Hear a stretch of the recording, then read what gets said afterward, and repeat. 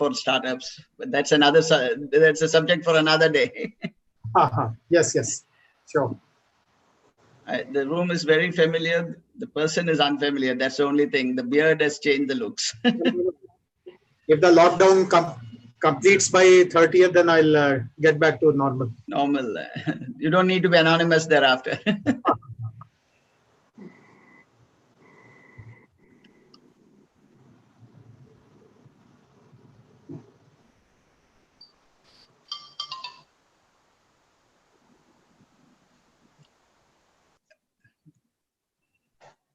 We also have Dr. Raghavan with us, Jayesh, and he's the Secretary General of the Chamber, one of the longest serving Secretary Generals of our Chamber. So he's completely clued in on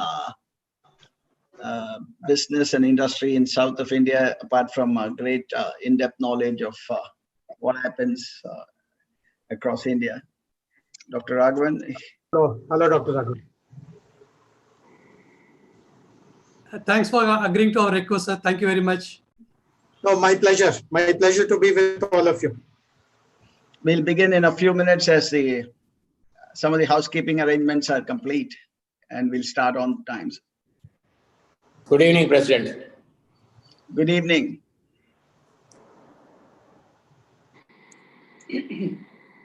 Balu here. Can you see me?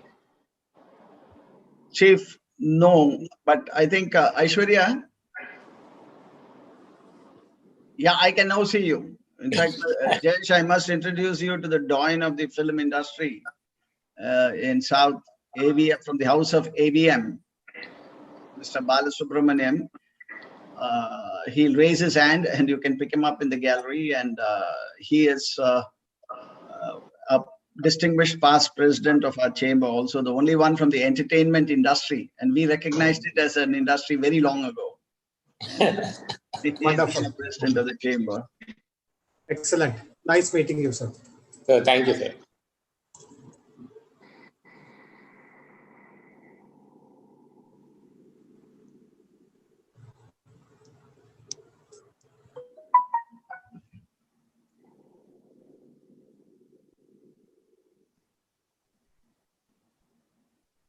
Hi, Mike.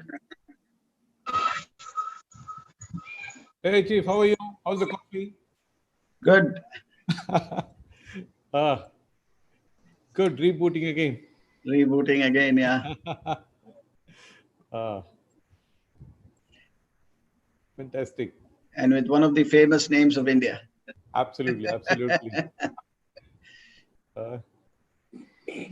So is he also in? Or he's coming in? Yeah, he's already in, yeah. Okay, okay. Yeah, I can see him. I can see him, yes.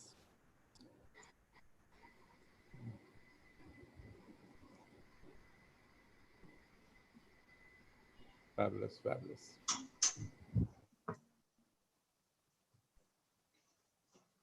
Shall I start, Mr. Ganapati? Yeah, we have exactly a minute and 10 seconds as per Airtel. No, it's yeah, I think good to go. Dr. Raghavan?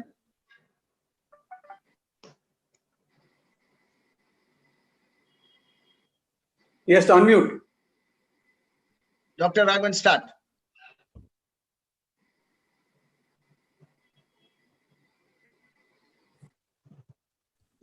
Hello. Yeah, start, Doctor. Thank you. Good evening. We welcome you all to this second edition of SICCI webinar. And we are fortunate to have a very distinguished chief guest today. May now request Mr. Ganapati, President, Southern India Chamber, and the Chairman of the Trigen Technology to deliver the formal welcome address, please. Mr. Ganapati. Thank you, Doctor. And live from SICCI with Series 2 of our webinar on Rebooting India. As we come out of the lockdown, which pretty much resembles, in my opinion, the old fairy tale we have all read in school, Sleeping Beauty, we of course don't know in which form the handsome prince is going to come and from where and help us reboot India. We are extremely happy that our first round of webinars received overwhelming eyeballs, and we were nudged by our members to do this series titled Reboot India. And one of them, our own members, Ravi Sena Reddy, was so excited with the first round that he willingly came forward to support this initiative. Thank you very much, Ravi. We begin at the beginning because we have one of industry's best views ahead of this webinar series 2, past president of SICCI, past president of FICCI, and a doyen of industry in South, Dr. A.C. Muthaya. He shares a view remotely, and I draw your attention to that.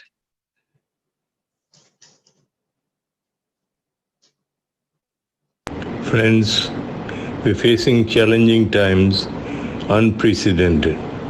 We have to face it with grit and confidence. We should be thankful at this time of trial. We are blessed to have a dedicated and outstanding leader in Modi ji, who is working tirelessly to overcome the abnormal situation which the nation is facing. Except for the slip-up on the migrant labor issue, mostly we have controlled all other challenges. It is very rare that a leader owns responsibility and apologizes to the nation for this lapse. It shows the greatness of the man. Now I am given to understand this is also coming under control. Post-COVID-19, the whole economy is going to go through a painful reconstruction program to meet the challenge. Both government and RBI have taken a number of preventive measures to stem the fall. I'm hopeful that we will succeed in arresting the fall. Jai Hind. Folks, we begin the series, as I said, Rebooting India, with arguably the best brand in the IAS in India today.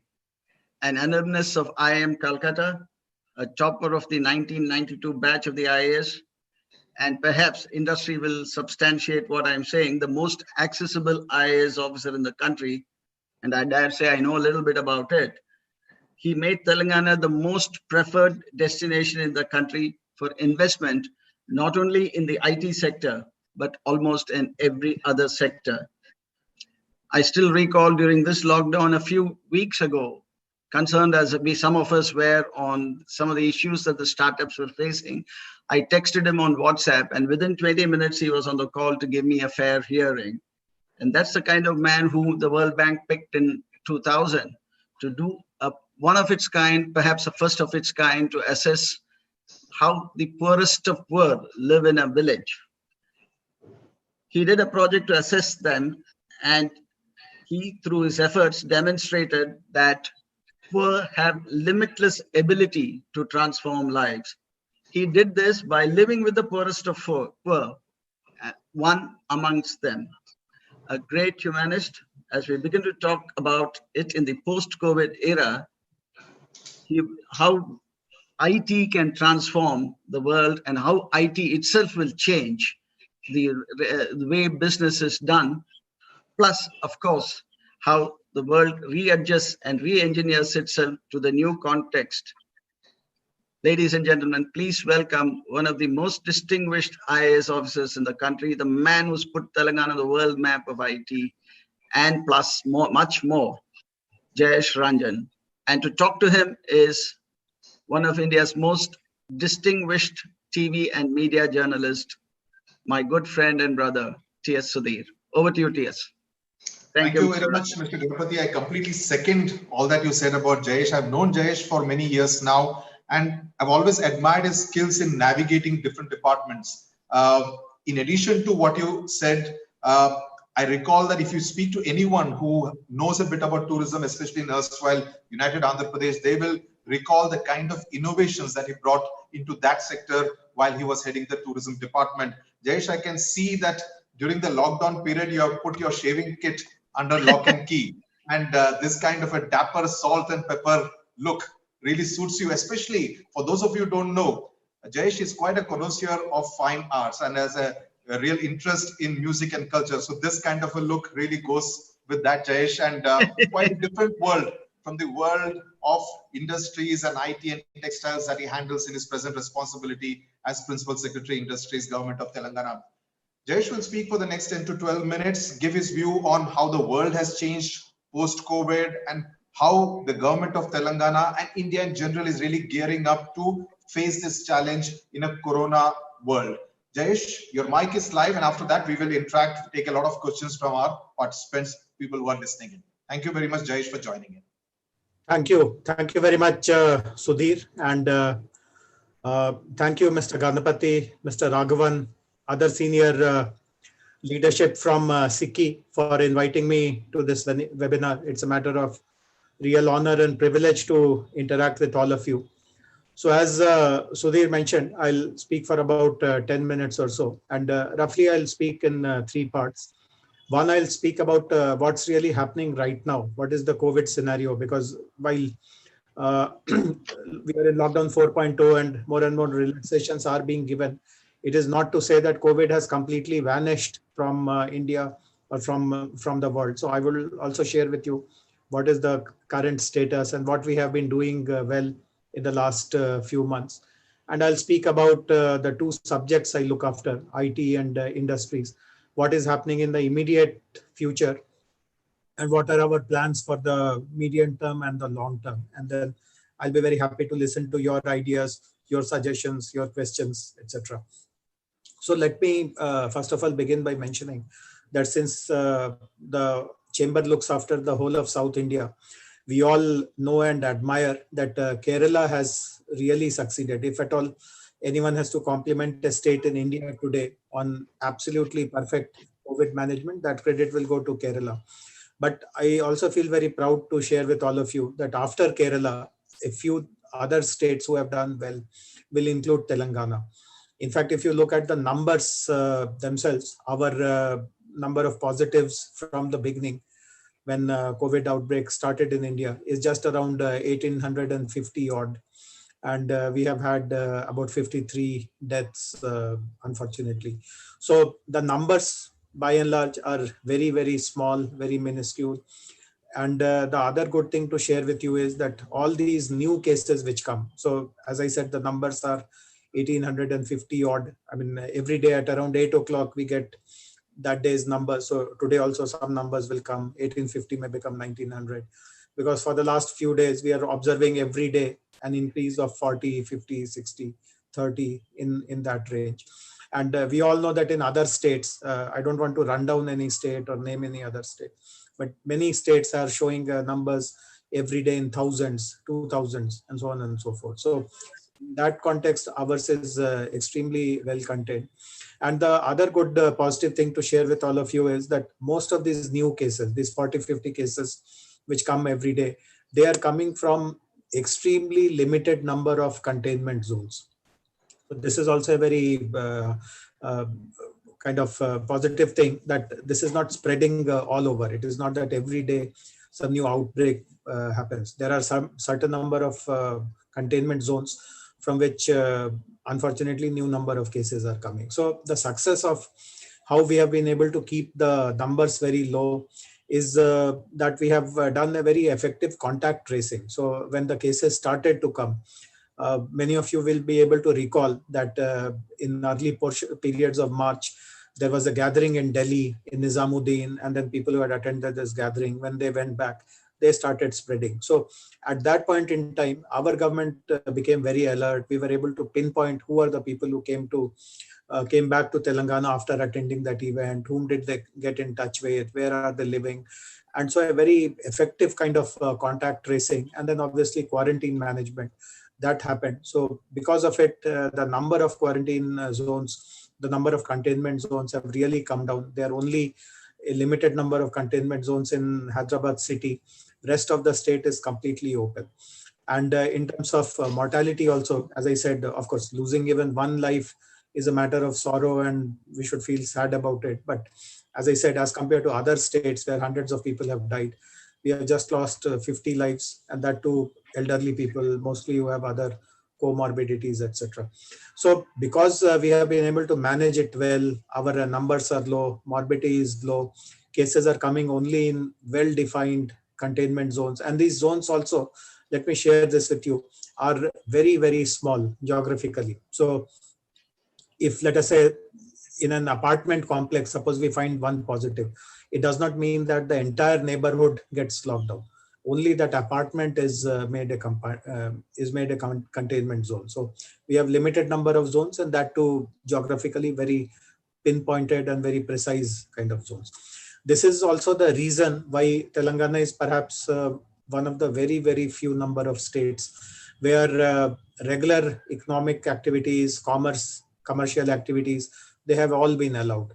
So in many other states, private companies, private offices, IT offices, industries have been allowed to function, but there are restrictions, like only 1/3 people can come, 33% people can come. But in Telangana, we have done away, we have removed all these restrictions. So if a IT company says that I want to function with 100% of my staff, there are no restrictions at all. If an industry says that I will work for 3 shifts with all my 100% employees, there is no restriction at all. The only restriction is that you have to follow personal hygiene, social distance norms, and so on and so forth, which is obvious. We can't dilute that. So this is one very positive thing to share with you, that we are trying to bring back our livelihoods, economic activities as normal as possible. And of course, the companies themselves are taking a little bit of time to sanitize their offices, their factories. And this facility that you can start working, this facility was given on 30th April itself. So for the last 25 days or so, everything is back to normal here. The other point which I wanted to share was that even during the peak lockdown period, as all of you would know, certain essential categories of industries were allowed to function. So in Hyderabad also, for example, pharma industry is quite big. So all the pharma companies were allowed to function, all the food processing companies were allowed to function, all the packaging industry units were allowed to function, and so on and so forth. And again, since I mentioned pharma, I feel very happy to share with you that 80% of the pharma companies continue to function as normal as before. Of course, with the reduced staff in the peak of lockdown, during lockdown 1.0, as we call it now, the number of employees who were participating in the manufacturing industries were limited, but 80% of the industries continue to function. And the industry representatives share this feedback with us, that their own supply chain, how they receive raw material and all the other logistic support which they get, it was least disrupted in Telangana. Most of the activities, they were able to continue in a manner of relative normalcy. So these are positive things about Telangana, that our industrial base, at least in the essential sector, remained functional. And from 30th April onwards, we have given the green signal for rest of the industries also to restart. But we also know that COVID's impact on the economy has been very, very deep. Different sectors have been impacted in different ways. Certain sectors have lost markets because consumer preferences have changed, or the product has lost value in the market. There are certain number of industries whose supply chains have been disrupted. There are some industries where operational problems have come. They want to start, but they were dependent upon migrant workers, and today there are no workers to work for them. So different kinds of industries are facing different kinds of crisis situation. And in Telangana, one thing which we have started doing it almost now almost 20 days ago, and we are close to finalizing it. And I'll be very happy if SICCI also joins. And what we are doing is that we are preparing toolkits for different kinds of industries. What we have chosen 10 top industry verticals of Telangana, where we have large number of industries. And again, we are making a distinction between large companies and mid-scale and small companies. And we are mapping what the reality for that industry sector is. Is your market intact, or has it been disrupted? Are consumers prepared to respond to your products? Is your supply line intact? Is your production process intact? Are there other liquidity challenges? Is there any cash flow challenges? Are there huge inventories? So different industries will have different kinds of realities. So we are studying what the reality of your particular industrial sector is. And most importantly, with the help of domain experts, consultancy firms. So BCG is partnering us, Indian School of Business is partnering us. So with the help of these kind of domain experts, and then we have also taken a few individual domain experts, they are all preparing what can be done to really come out of this situation. I mean, you have been impacted. There has been an adverse consequence on your industry group because of the COVID. But obviously, we have to take steps to bring you back onto track. So what precisely needs to be done? What is it that the national government should do for you? And we should advocate before. And we should advocate before the national government to get you that support. What should the state government do? What are the things which you yourselves can do together, and so on and so forth. So this is an exercise which I think will be of tremendous value to the industries. They will have a very easy kind of a ready reckoner or a toolkit to use to kind of develop their roadmap. We were also banking a lot upon support to come from national government. In fact, when our Prime Minister announced in his speech that 20 lakh crores worth of relief will be provided to the economy, equal to 10% of our GDP, we were very hopeful that a large number of economic sectors will be covered, all kinds of support will come. But subsequently, when the announcements came, all of us know they're called Atmanirbhar packages. And as you know, 5 packages were announced. And we found that I can't say that nothing has been done. Of course, some relief has been offered, but it is not substantial. So we are back to square one. Our earlier belief was that the national government will give a generous kind of a support, and then we will study it. And if something is missing there or not exactly responding to any particular industry sector, then we will try to add something from our state's perspective. But of course, at the end of it, we found that the national government itself has offered very, very little, and hardly sufficient for all the industrial sector. So we are back at square one, and we are also in some kind of a lurch now on how to respond. But nevertheless, this support on guiding industries on how they can review their markets, how they can review their production processes. I was mentioning that certain companies have lost production processes because lots of labor whom they were employing are migrant labor and they have left. So we are also guiding them. Of course, it may not work out immediately. This can be a more medium-term solution on what kind of mechanization, what kind of automation, what kind of technology support can be done, through which some of this dependency on outside labor is reduced and you are able to continue your operations in a seamless manner. Is it possible to offer certain of these functionalities or operations as a service? So you don't decide to employ people on your own to do those kind of jobs, but as a service, it is provided by a third party to all those companies and so on and so forth. So that is one kind of thinking that we are having. For our IT sector also, again, as you know, in Hyderabad, we have global MNCs, we have large Indian service majors, and also there are mid-scale companies and small companies. So we feel at this point in time, the mid-scale and small companies are the one who require lots of support because they are very vulnerable. Most of the people who were banking on US projects or European projects, etc., there is already indication that the number of projects will come down, IT spend will come. So we have decided to support them in 3 specific ways. One, what we are planning to do is to give large number of government projects to these mid-scale companies. See, as all of you would know, government itself is a consumer of IT in a very big way. And in Telangana, the exercise that we have carried out is that there are 38 government agencies, government departments. Actually, we have been doing this exercise for the last 2-3 years. And the fact that we have been hit by this pandemic has only helped us in the fact that we have so much of preparatory data and information. So for the last 2-3 years, what we have done is to identify in each of these 38 government departments, what are the processes that they follow, which can be made IT enabled. How do they reach out to their customers, their clients, their stakeholders? How can that outreach process be made more tech enabled? And we are now preparing a bank of or a basket of such projects which can be opened up exclusively to the MSME IT companies which are located in Telangana. So as a government, we'll be able to create some business for them so that their immediate problems of cash flows, getting orders, liquidity, that is managed to some extent.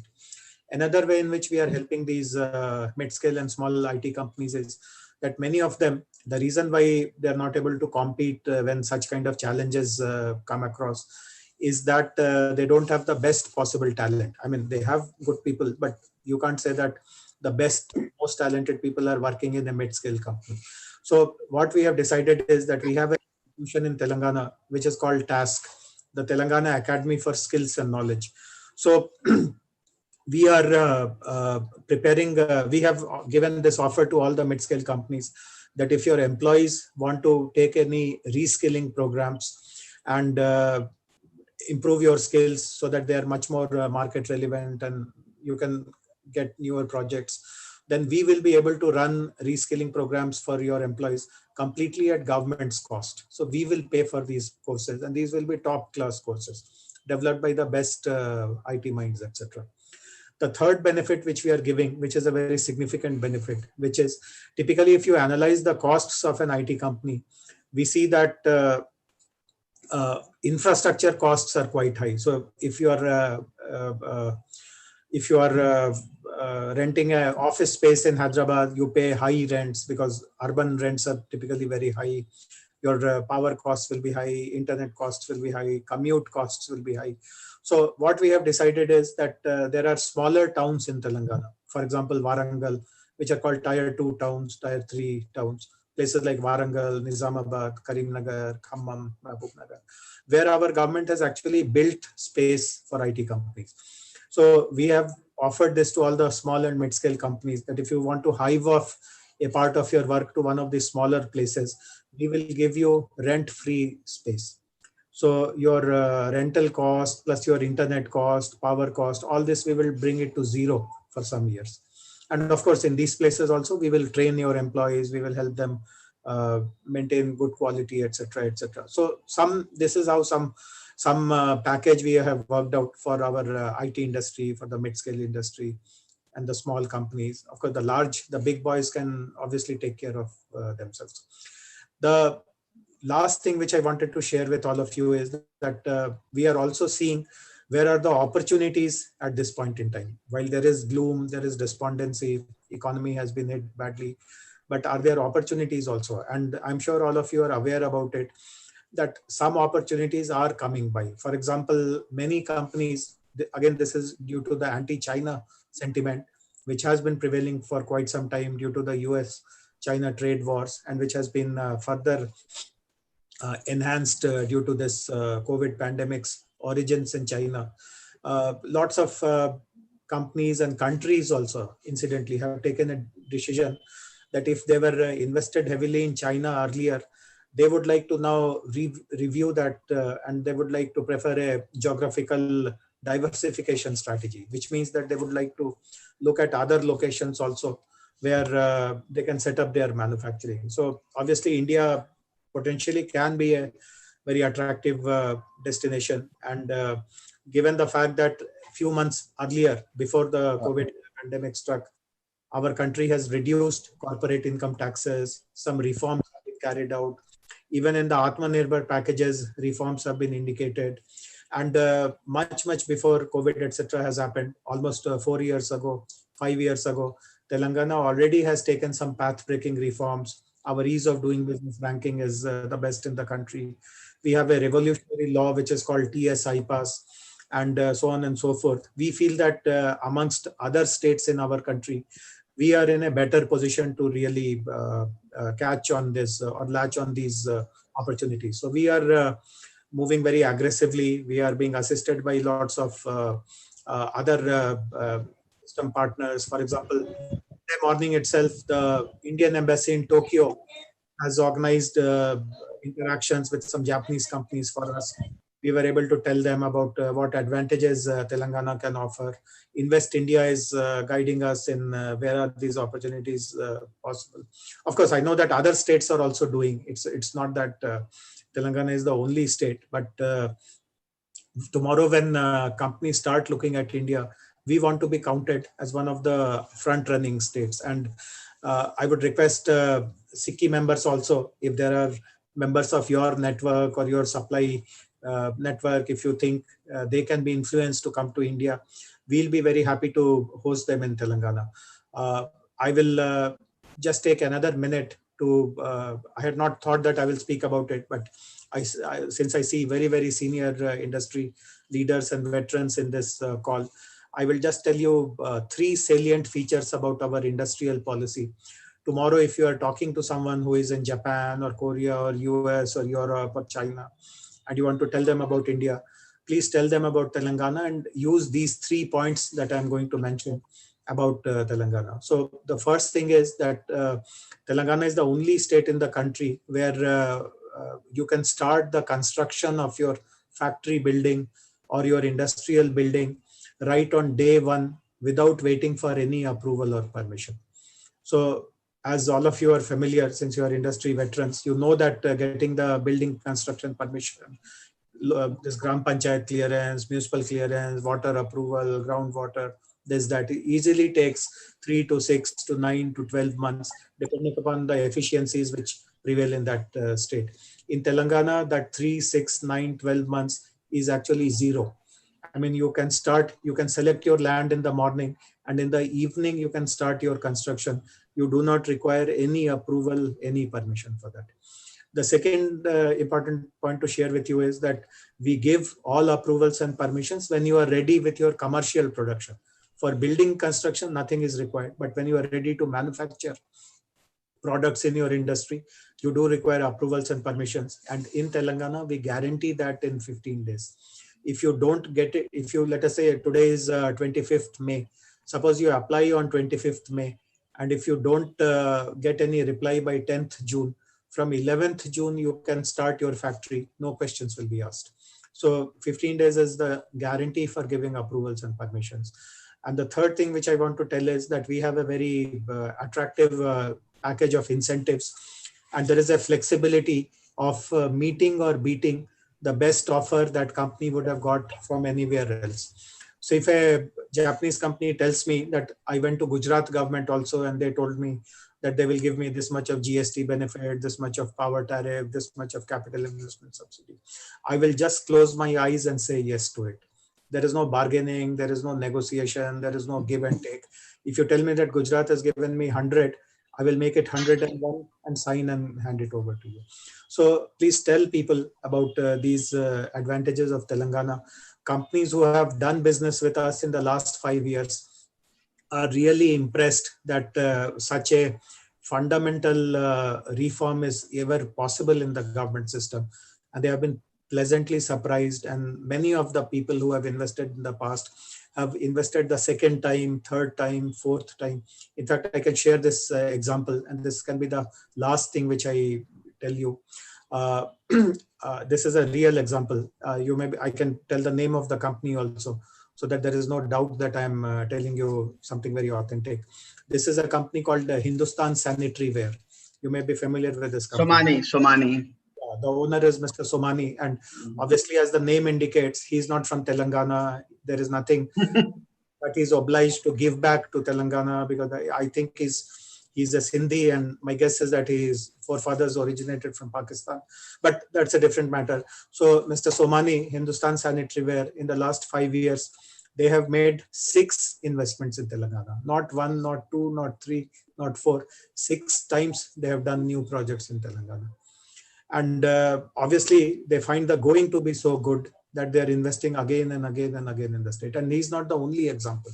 There are American companies, there are British companies, there are other large global players, multinationals who have done the same. So I request for that please help us as SICCI attracting more companies to India and to bring them to Telangana. So I will stop with this. Sudhirji. Yes, Sudhir, sorry to interrupt, but as president of SICCI, it's too tempting not to interject, because Sandeep Somani is a friend. Sandeep Somani was president of FICCI and then handed over to somebody else from Telangana, which is Sangeeta Reddy, whom Jayesh and you know. And Sandeep never tires telling the story about how easy it is to walk into Telangana and get work done in every one of our executive committee meetings of FICCI. Yeah, I think, I thought before others applaud him, I thought I must, as somebody who's heard this story repeatedly in FICCI, and I think it's been a joy to all of us to know a state like this exists. And I thought I must felicitate Jayesh and his team ahead of anybody else doing that. And also use this opportunity to introduce Jayesh. On the screen is Sanjay Bandari. He heads MITRAA. MITRAA has been our knowledge partner in putting all these things together. And most of the tough questions have been prepared by them. So if you find it really tough, blame him. Okay. Over to you, TS. Thank you. Okay. In fact, Jayesh, positive is generally a very negative word in today's circumstances. But listening to you, I'm sure everyone who's listening in must be feeling very positive about Telangana. So as a Hyderabadi, as a citizen of Telangana state, I personally feel very proud. But I want to ask you, you started by talking about the figures, the 1850 odd cases so far in Telangana of corona positive. The numbers are of course much lower than our neighboring states like Andhra Pradesh and Maharashtra and also Tamil Nadu. Going forward, say when we are a little over the hill as far as, we are past this entire present crisis of corona, do you see brand Hyderabad, brand Telangana would emerge much stronger as a result of this lower numbers comparatively than when compared to say a brand Chennai, a brand Mumbai?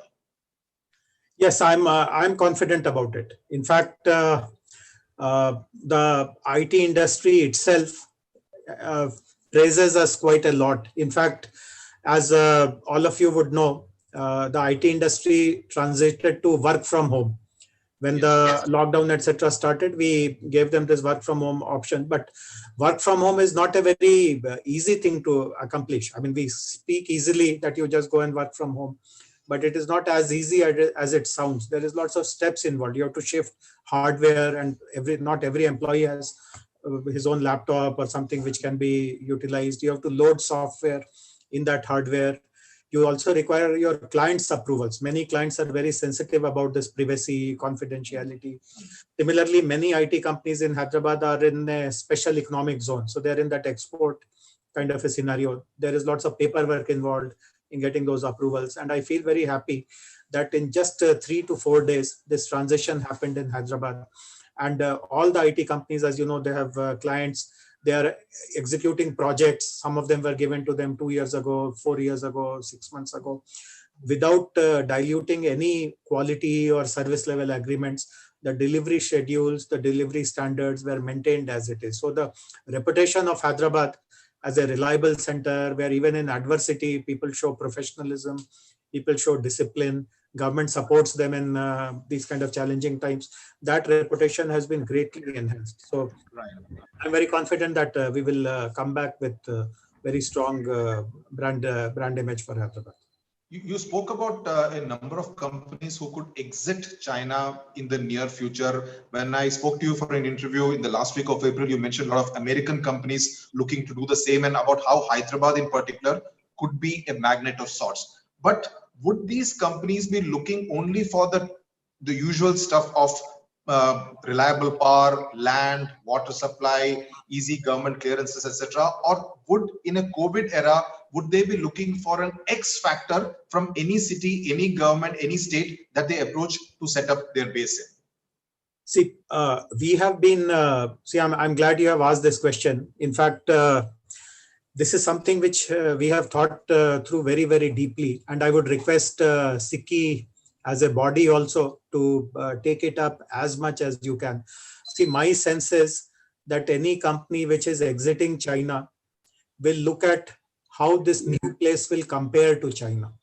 That'll be the first question, or in my opinion, the only question to ask. So in comparison to China today, there are lots of gaps in India. And many of these gaps, the national government should feel very sensitive about, and they should go all out to bridge those gaps. So one is that in China, they get scale. If you go to, let us say, Shenzhen, where I've been a couple of times. You see humongous kind of factories. I've been to the Foxconn factory in Shenzhen. I mean, the scale at which their industrial parks, some thousands of acres, and with it, it's all very self-contained. There are industries, there are housing, there is recreation. So scale is something which India should strive for. The second very important thing is the kind of talent they have. So the kind of skills because of which productivity levels are very high in China. That skill levels, that productivity levels are not right now matched in India. So instant solution would be to invest in some best of the class training institutions, skill building institutions, revamp our polytechnics, ITIs. The third very important thing is, and in particular, since I'm the IT secretary, I also look after the electronics sector. We have been trying for the last so many years, but the electronics presence is still not yet picked up. The sole reason for it is that the whole value chain is missing in India. And potentially MSMEs can be, the Indian MSMEs, the local MSMEs can be very good value chain partners. They can be vendors, they can be ancillary suppliers, but they are not so considered so reliable and high quality because they lack access to the best quality machinery and tools which Chinese companies have. So these three things: large scale of industrial parks, best skill development infrastructure, and giving access to the best technologies and tools to our MSMEs so that they can become part of that global supply chain. So the recommendation which we are making to national government repeatedly is that if you think that there are 28 states and every state must do this, do that, you will be trying to do too much and nothing will be achieved. So our recommendation to national government has been to look at, first of all, those states where the policies are good, the states themselves are progressive, where stability is there, infrastructure is good, connectivity is there, and then back some states. So for example, Hyderabad already has a pharmaceutical ecosystem. Many of you would be aware that in the early stages when China was in the middle of this pandemic, when the COVID was in its peak in that Wuhan, Guangzhou, Guangdong area, lots of API suppliers, people who manufacture API in China, their factories were shut, and there was a cloud over Indian manufacturing. Since we import all that APIs, there was a fear that our companies will run out of raw material and there will be a crisis, and therefore the national government started a program which is still on paper only. I mean, it has not yet come on paper. They've just discussed with us on a couple of occasions that we will encourage domestic manufacturing of API. Now, if some of those API guys have to come to India, we have to offer to them what they were getting in China: large industrial parks, trained manpower, best quality vendors. Yes. Hyderabad already has that base. The government of India should back that kind of a API park, or let us say a pharma park in Hyderabad, rather than doing it in, let us say, some Madhya Pradesh or some Chhattisgarh or some Rajasthan. So we should pick and choose your champions, and then you should support them to the fullest. If you are able to do that, then I mean, these are the only four mantras in my opinion. Scale is one, skills is another, MSME access to technologies is the third, and of course consistency in policy. I say so because many companies, when we have been going to the World Economic Forum quite frequently, I attended 3 times as a part of this Telangana delegation, and there we get lots of questions about India's inconsistency in policy making. I mean, there is a policy today. I don't want to name any state, but I know of a state where once the government changed, all earlier policies were done away with, all the PPAs were kind of cancelled, and all kinds of contracts were reneged. So, I mean, these kind of things really shock international investors. So there has to be a foolproof guarantee that there won't be any such shocks at all. So in my opinion, these are the mantras, and the government of India has to drive it. If they do it in partnership with selected states for some of these important sectors, we will do well. So that is what I feel about it. Yeah, what I like, Jayesh, is that you speak your mind, you don't mince words. Even when you don't name a state, it's quite obvious who you are referring to. But Sanjay Bhandari has an interesting question, and this is also related to the migrants that we briefly touched upon. Now, with labor laws leaning now more towards the industrialist, with a hire and fire policy, do you see a rise of the trade unions in Datta Samant kind of a situation all over again? It is very, very possible, and that is why Telangana has refrained from tampering with our labor law. See, I can share this again with SICCI leadership, which is there, and other participants. In the last 5 years or so, the labor relations, the overall work environment in Telangana has been very, very conducive. We have never had any strike or lockdown or this agitations, etc. And as you know, India has a poor track record in these kind of things. In fact, again, as I said, I won't name names, but we have cases where a general manager has been shot dead on the shop floor. I mean, such kind of things have also happened in this country. But such things are unthinkable in Telangana. It is just not possible. Even someone touching you is impossible in Telangana, not to speak of shooting you dead. So the reason why such a nice labor relations, such harmonious labor relations prevail is that we take care of the labor. But at the same time, the labor wages, etc., are quite reasonable. We don't kind of make it too extravagant for companies to completely lose their maths and their economics, etc. And in the past, whenever we have tried to make investment pitches and we have reached out to companies, we actually highlight this point that in Telangana you will get the best labor relations, nothing will happen.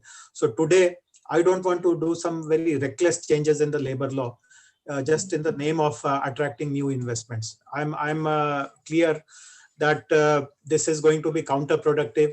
This will give rise to the kind of trade unionism, and the nicely held together labor atmosphere or environment which prevails in Telangana, that will be spoiled.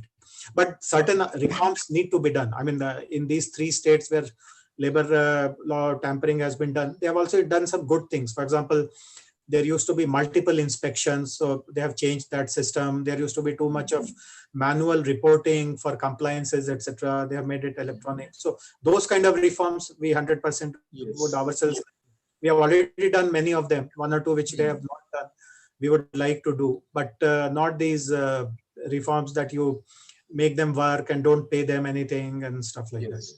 Now, in the first series of our webinar series, the SICCI webinar series, Mr. Ravi Prasad of Coromandel had made a point that all these migrants who are going back to their villages, he believed that at least 50% of them will not return to the cities because the city economy is going to be diminishing, it's going to be going down, and they will kind of find space in the agriculture sector. Taking off from that, Somi Hazare has a point whether there would be an IT backup. You spoke about government projects to many of these mid-sized IT companies. Will there be some kind of a backup from the government of Telangana to the agriculture sector in Telangana, given the kind of production that we do in Telangana in specific terms? Yes, Sudhir, this is a very, very topical question.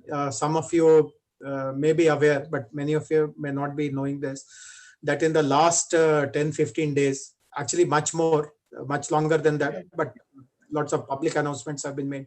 Our state government is going for massive reforms in the farming sector also, in the agriculture sector also. In fact, this again will be one of the first of its kind.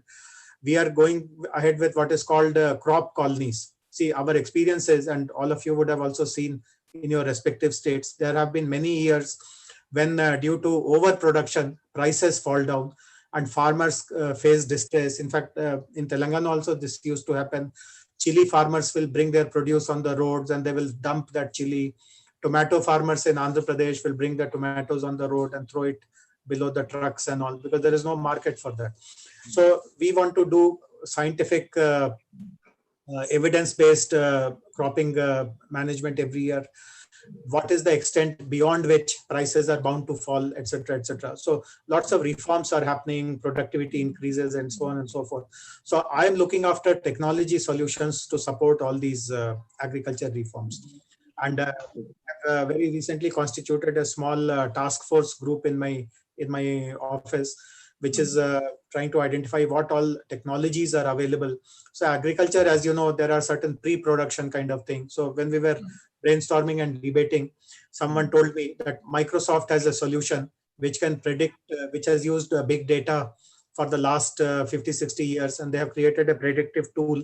That tool will tell you what is the best time to sow the crop. Even monsoons come, there is a particular time when if you sow, the results are the best, the productivity is the best.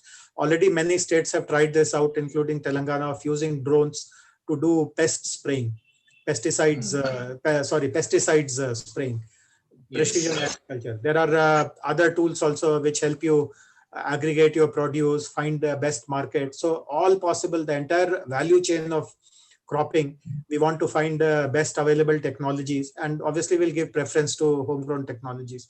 So we are serious about it, and I'm glad that Mr. Hazari has asked this question. And what I'll do is that I'll in the chat box, I will type my mail ID, my contact details. So anyone who wants to ask anything one-on-one should be. I mean, this is possible. That would be wonderful. Yes, that will be very useful. Moving to another sector which has been very severely affected is the real estate construction sector. Now, given the fact that many IT companies in particular will also look at the work from home option, which will mean that they could look at the possibility of shifting from a large office space to a comparatively smaller space. What do you see is going to be the impact on the commercial space, and will it lead to a glut of office space? So obviously the real estate sector will also see some turmoil.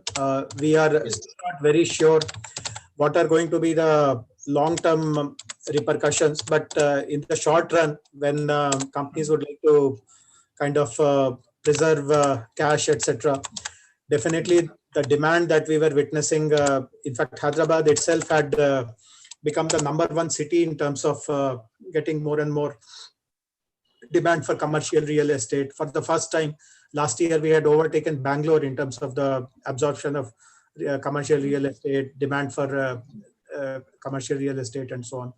So we need to see, but lots of analysts are also mentioning that what is called co-working spaces, those kind of things will become popular. Another concept about which I read recently is that, let us say, apartment complexes, gated communities, some of these kind of buildings or complexes, they will have workspace also.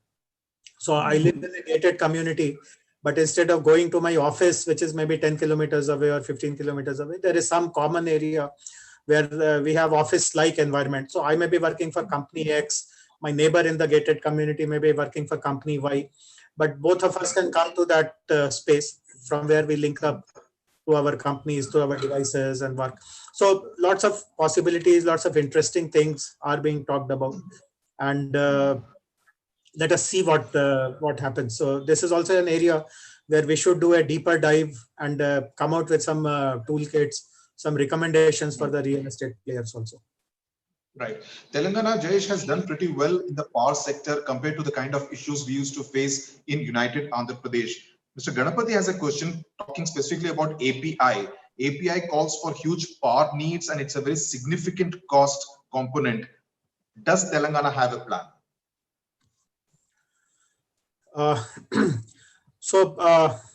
We have. So we are actually coming out with one of very large, in fact, world's largest, the largest pharma-focused industrial park, which is called Pharma City. And because of the API scenario the world over, we have decided, when we have reviewed the master plan of that of that pharma park, we have felt that APIs need to be accommodated much more quickly and on a larger extent. So that park, that portion, roughly around 2,000 acres of that industrial park, will be dedicated for API. And the kind of, it is not just more power requirement, they also are extremely polluting.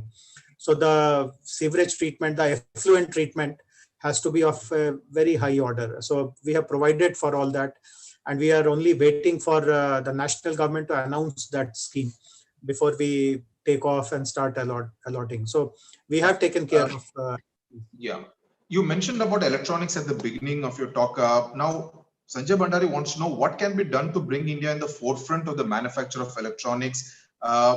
Electronic City, which was the tag earned by Bangalore earlier before it kind of started becoming the Silicon Valley of India. the IT hub of India. Is Hyderabad or any other city kind of positioning itself as the electronics hub in India? See, right now, none of the hubs which have some limited amount of an electronic, and I won't call it manufacturing. Very little manufacturing is happening in India. Most of it is assembly. So whatever is happening, anyway, for the lack of other word, we'll call it manufacturing, but in reality, it's all assembly. There are 4 centers now. One is Noida, which is propelled by Samsung. One is in Tamil Nadu, Sri Perumbudur, the old Nokia factory, which has been taken by Foxconn. The third is Tirupati Sri City in Andhra Pradesh. And the fourth one is, there are 2, these 3 are the bigger ones. The 2 others which are not that big, but which are small, relatively small. One is in Bangalore, one is in Hyderabad. But none of these 5 at this point in time can match anything which China has to offer for electronics. So that is the reason we have been going to China regularly. We have met people from Taiwan, Korea, etc. But these are the drawbacks which pull us down. So we have been writing to the Union IT Ministry that whatever has been the reason for success of China has to be replicated in India, and you have to partner with states to help us. So if you choose these 5 hubs or these 5 locations and help these 5 to come up with large-scale electronics parks, which has all the plug-and-play facilities, which has dormitories, which has social infrastructure, physical infrastructure, skilled manpower, and so on and so forth, then we should be able to attract electronic manufacturers. Right. Basically make these 5 really Atmanirbhar in the real sense of the word. The health services have been in the forefront during the last 2.5 months of the corona pandemic. Mr. Ashok wants to know, will classifying health services as an industry bring about any positive results? See, the benefit of, but healthcare in any case is an essential service. So yes. At this point in time, when we look at the day-to-day COVID management scenario, being being a part of essential services, they function 24/7 uninterrupted. So in that sense, changing their status does not benefit them in any additional way from what they are already benefit. In the longer term, if you're looking at investments in the healthcare sector, etc., see the benefit which by calling someone an industry, at least from a state's point of view, you get is that you get certain incentives, like you get GST benefits, you get power at a discounted rate. There are industrial parks where land is made available. But in Hyderabad, for example, let us say education, health, these are looked after by the Metropolitan Development Authority, and they have also created some kind of land banks or special clusters where healthcare services can come, educational universities can come. So some of those benefits are available in Telangana, but suppose you at a national level consider them or classify them as an industry, these are the additional benefits they will get. So this is a national decision. If we feel that it will benefit them, we should champion that and we should argue for that. Okay, Jayesh, 2 last questions before we call it a day. This one comes from Mr. Ravichandra Babu. He says the warehousing industry is going through a growth phase. Many of the large international operators are unable to procure land from the private owners as the prices are quite high, very exorbitant. Located geographically in the center of the country, it would prove to be a critical location for moving goods across the country. Will the government step in to facilitate to procure lands at reasonable prices for these warehousing operators? Yes, absolutely. And logistics is a very important sector for us. We have identified 14 sectors which are of priority importance, and logistics is one of the 14. And we support logistics players. In fact, many of you would be aware that e-commerce has become very, very important, not just during COVID, but even before that. And all the top e-commerce players have chosen Hyderabad to set up their logistics hubs.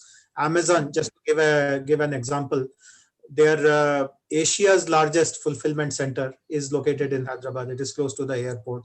They have multiple other warehouses. Flipkart has, Snapdeal has, Big Basket has. So e-commerce players have voted on their feet to choose Hyderabad for their logistics investments. And definitely they have been assisted by the government, because this is one of the 14 priority areas. So the land where Amazon has built their fulfillment center is part of the government land. So wherever government lands are available, we'll be happy to make it available to you at a discounted price. And then there are other benefits also. So I have shared my mail ID, etc. So I would request Mr. Ravichandra Babu to get in touch with me, share his concrete plans, and I'll be very happy to support him.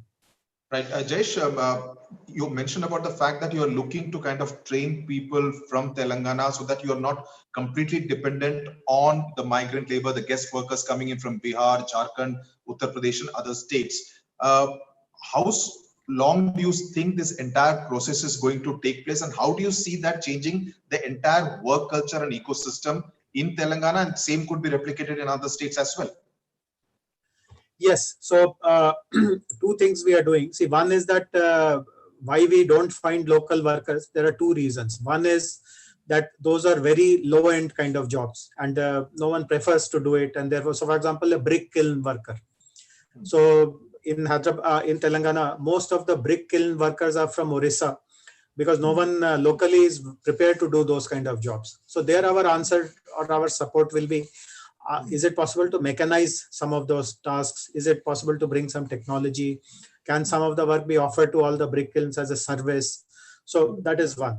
The second reason why we are not getting local laborers is that those skills are not there. So for example, I'll give you an agriculture example. We have large number of rice mills, because Telangana is one of the largest rice growing states in the country today.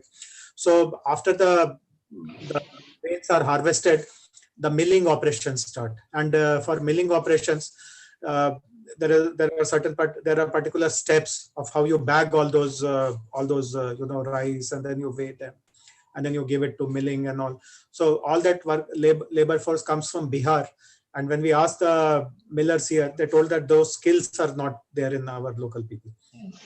So we will be working with industry to find out precisely. So when I told you that we are doing a deep dive for 10 sectors to find out what help do they require. So in those sectors where there is a labor issue, where non-availability or labor or non-availability of dependent labor is a factor, we will be intervening in these ways. So definitely it is being worked out, and the time frame will be immediate to medium term.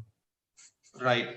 Thank you very much, Jayesh, for taking all these questions, kind of guiding us through what all plans does Telangana government have in a post-COVID world, or perhaps as we kind of deal with Corona, to live with Corona. May I now request Mr. Ashokan Krishnamurthy, Managing Director of MITRAA, to propose the vote of thanks.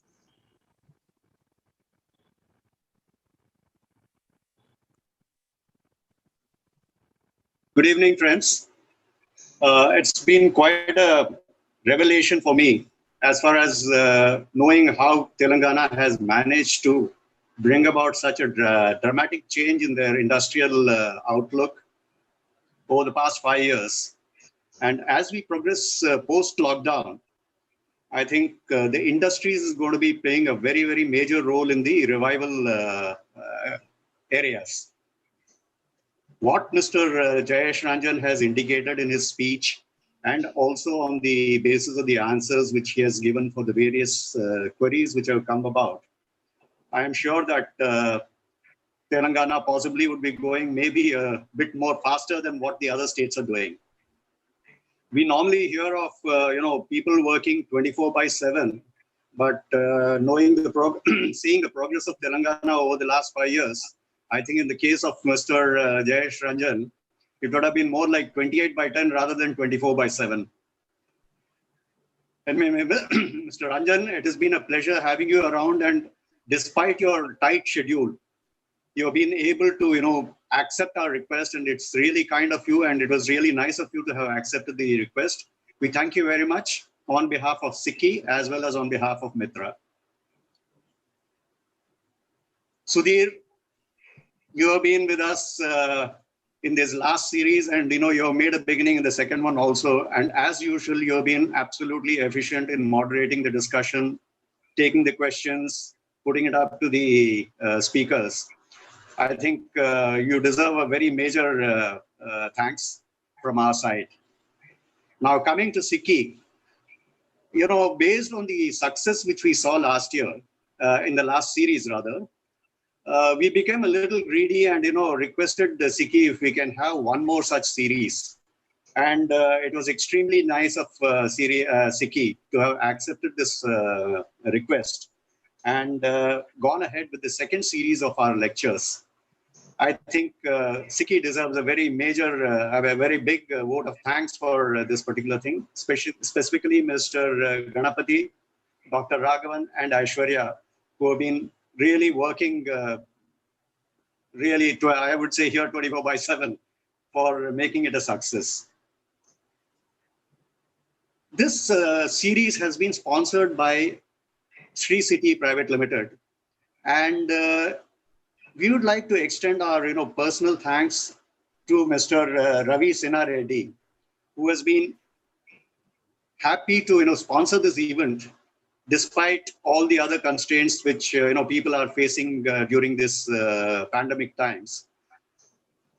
Mr. Reddy, grateful thanks to you for being a sponsor of this particular event. And finally, to all the members who have been present in this series of lectures and topics, a big thanks to every one of you for having participated enthusiastically and with the various queries and all to sort out our issues. Just a reminder, tomorrow again we are having the second lecture in this second series which we are having with SICCI and MITRAA. This will be by Mr. Pullela Gopichand.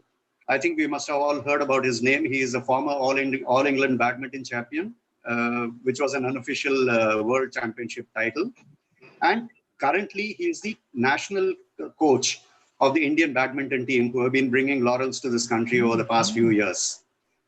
I'd request you to all join us tomorrow at the same time, and we'll be happy to have you around. Thank you very much. Have a good day. Thank you.